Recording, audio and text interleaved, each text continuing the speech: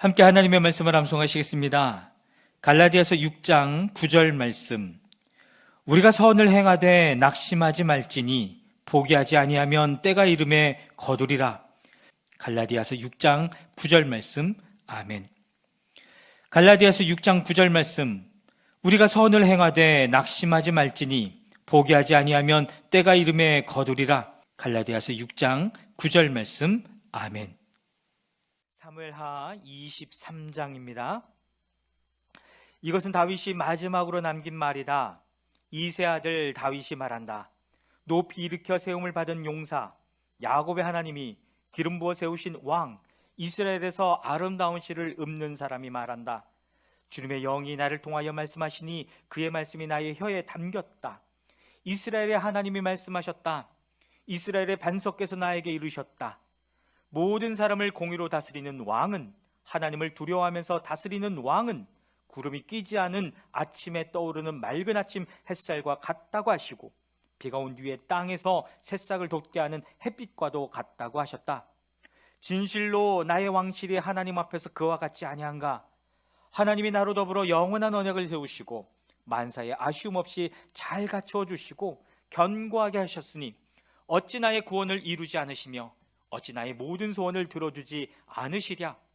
그러나 악한 사람들은 아무도 손으로 움켜쥘 수 없는 가시덤불과 같아서 쇠꼬챙이나 창자루가 없이는 만질 수도 없는 것, 불에 살라 태울 수밖에 없는 것들이다.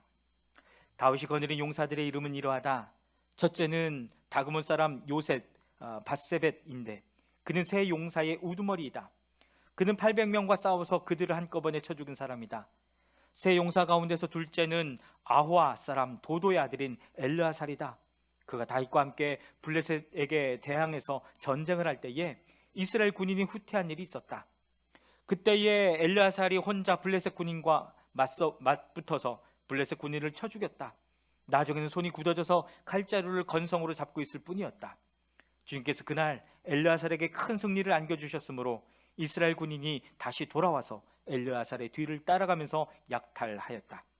세 용사 가운데서 셋째는 하랄 사람으로서 야게의 아들인 삼마이다.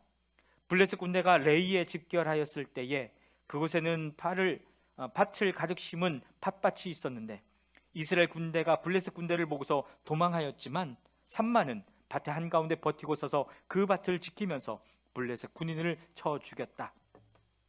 주님께서 그에게 큰 승리를 안겨주셨다.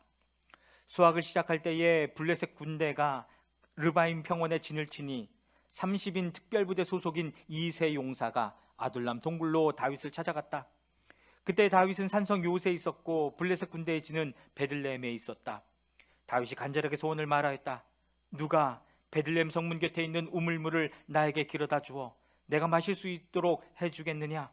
그러자 세 용사가 블레셋 진을 뚫고 나가 베들레헴의 성문 곁에 있는 우물물을 길어 가지고 와서 다윗에게 바쳤다. 그러나 다윗은 그 물을 마시지 않고 길어온 물을 주님께 부어드리고 나서 이렇게 말씀드렸다.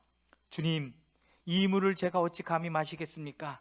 이것은 목숨을 걸고 다녀온 세 용사의 피가 아닙니까? 그러면서 그는 물을 마시지 않았다. 이 세 용사가 바로 이런 일을 하였다. 스루야의 아들이며 요압의 아우인 아비새는 30인 특별부대의 우두머리였다. 바로 그가 창을 휘둘러서 300명을 쳐 죽인 용사이다. 그는 세 용사와 함께 유명해졌다. 그는 30인 특별부대 안에서 가장 뛰어난 용사였다. 그는 30인 특별부대의 우두머리가 되기는 하였으나 세 용사의 견줄만 하지는 못하였다. 여호야다의 아들인 분하야는 갑스엘 출신으로 공적을 많이 세운 용사였다. 바로 그가 사자처럼 기운이 센 모압의 장수 아리아의 아들 둘을 쳐 죽였고 또 눈이 내리는 어느 날 구덩이에 내려가서 거기에 빠진 사자를 때려 죽였다. 그는 또 이집트 사람 하나를 죽였는데 그 이집트 사람은 풍채가 당당하였다. 그 이집트 사람은 창을 들고 있었으나 분하야는 막대기 하나만 가지고 그에게 덤벼들어서 오히려 그 이집트 사람의 손에서 창을 빼앗아 그 창으로 그를 죽였다. 여호야다의 아들 분하야가 이런 일을 해서 그 세 용사와 함께 유명해졌다. 그는 30인 특별부대 안에서 뛰어난 장수로 인정을 받았으나 세 용사의 견줄만 하지는 못하였다. 다윗은 그를 자기의 경호대장으로 삼았다. 30인 특별부대에 들어있는 다른 용사들로서는 다음과 같은 사람들이 더 있다.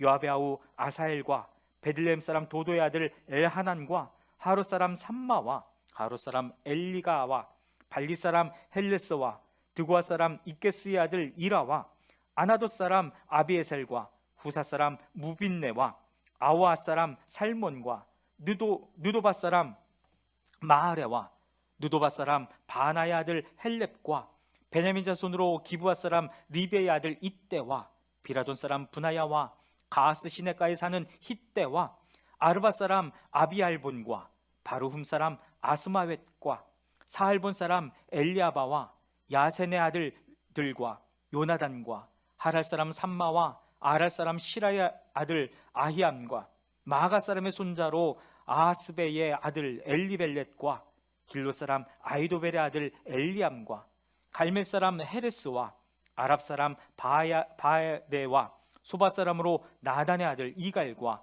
갓 사람 바니와 암모 사람 셀렉과 수리아의 아들 요압의 무기를 들고 다니는 부에로 사람 나하레와 이델 사람 이라와 이델 사람 가렙과 헷 사람 우리아까지 모두 합하여 37명이다. 아멘. 사무엘하 24장입니다. 주님께서 다시 이스라엘에게 진노하셔서 백성을 치시려고 다윗을 부추기셨다. 너는 이스라엘과 유다의 인구를 조사해라. 그래서 왕은 데리고 있는 군사령관 요압에게 지시하였다. 어서 단에서부터 브엘세바까지 이르기까지 이스라엘의 모든 지파를 두루다니며 인구를 조사하여서 이 백성의 수를 나에게 알려주시오. 그러나 요압이 왕에게 말하였다.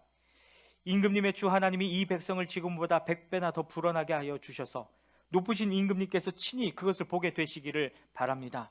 그러나 높으신 임금님께서 어찌하여 감히 이런 일을 하시고자 하십니까? 그러나 요압과 군대 사령관들과 더 이상 왕을 설득시킬 수 없었으므로 요압과 군대 사령관들이 이스라엘의 인구를 조사하려고 왕 앞에서 떠나갔다. 그들은 요단강을 건너서 갓 골짜기 한가운데 있는 성읍인 아로엘 남쪽에서부터 인구를 조사하였다. 다음에는 야셀 성읍 쪽으로 갔고 그 다음에는 길앗을 거쳐서 닷딤 후시 땅에 이르렀고 그 다음에 다나 안에 이르렀다가 거기에서 시돈으로 돌아섰다. 그들은 또 두로 요새에 들렀다가 히위 사람과 가나안 사람의 모든 성읍을 거쳐서 유다의 남쪽 브엘사바에까지 이르렀다. 그들은 온 땅을 두루다니고 9달 20날 만에 드디어 예루살렘에 이르렀다. 요압이 왕에게 백성의 수를 보고하였다. 칼을 빼서 다룰 수 있는 용사가 이스라엘에는 80만이 있고 유다에는 50만이 있었다. 다윗은 이렇게 인구를 조사하고 난 다음에 스스로 양심의 가책을 받았다. 그래서 다윗이 주님께 자백하였다. 내가 이러한 일을 해서 큰 죄를 지었습니다. 그러나 주님, 이제 이 종의 죄를 용서해 주시기를 빕니다. 참으로 내가 너무나도 어리석은 일을 하였습니다. 다윗이 다음날 아침에 일어났을 때에 다윗의 선견자로 있는 예언자 갓이 주님의 말씀을 받았다. 너는 다윗에게 가서 전하여라. 나 주가 말한다. 내가 너에게 3가지를 내놓겠으니 너는 그 가운데서 하나를 택하여라. 그러면 내가 너에게 그대로 처리하겠다. 갓이 다윗에게 가서 그에게 말하여 알렸다. 임금님의 나라에 7해 동안 흉년이 들게 하는 것이 좋겠습니까? 아니면 임금님께서 왕의 목숨을 노리고 쫓아다니는 원수들을 피하여 3달 동안 도망을 다니시는 것이 좋겠습니까? 아니면 임금님의 나라에 사흘 동안 전염병이 퍼지는 것이 좋겠습니까? 이제 임금님께서는 저를 임금님께 보내신 분에게 제가 무엇이라고 보고하면 좋을지 잘 생각하여 보시고 결정하여 주시기 바랍니다. 그러자 다윗이 갓에게 대답하였다. 괴롭기가 그지없습니다. 그래도 주님은 자비가 많으신 분이니 차라리 우리가 주님의 손에 벌을 받겠습니다. 사람의 손에 벌을 받고 싶진 않습니다.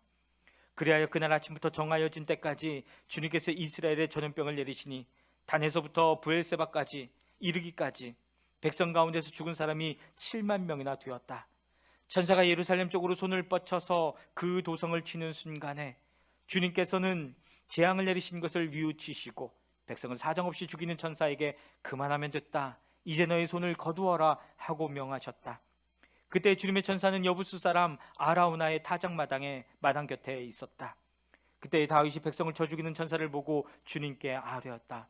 바로 내가 죄를 지은 사람입니다. 바로 내가 이런 악을 저지른 사람입니다. 백성은 양떼일 뿐입니다. 그들에게는 아무런 잘못도 없습니다. 나와 내 아버지의 집안을 쳐주십시오. 그날 갓이 다윗에게 말하였다. 여부스 사람 아라우나의 타작마당으로 올라가셔서 거기에서 주님께 제단을 쌓으십시오. 다윗은 갓이 전하여준 주님의 명령에 따라서 그곳에 올라갔다. 마침 아라우나가 내다보고 있다가 왕과 신하들이 자기에게로 올라오는 것을 보았다. 아라우나는 곧 왕의 앞으로 나아가서 얼굴이 땅에 닿도록 절을 하였다. 그런 다음에 물었다. 어찌하여 높으신 임금님께서 이 종에게 오십니까? 다윗이 대답하였다. 그대에게서 이 타작마당을 사서 주님께 제단을 쌓아서 백성에게 내리는 재앙을 그치게 하려고 하오. 아라우나가 다윗에게 말하였다. 높으신 임금님께서는 무엇이든지 좋게 여기시는 대로 골라다가 제물로 바치시기 바랍니다. 보십시오. 여기에 번제로 드릴 소도 있고 땔감으로는 타작기의 판자와 소의 멍에가 있습니다. 임금님, 아라우나가 이 모든 것을 임금님께 바칩니다. 그리고 아라우나는 또 왕에게 이와 같이 말하였다. 주 임금님의 하나님이 임금님의 제물을 기쁜 마음으로 받아주시기를 바랍니다. 그러나 왕은 아라우나에게 말하였다. 그렇게 해서는 안 돼요. 내가 꼭 값을 지불하고서 사겠소. 내가 거저 얻은 것으로 나의 하나님께 번제를 드리지는 않겠소. 그래서 다윗은 은 53개를 주고 그 타작마당과 소를 샀다.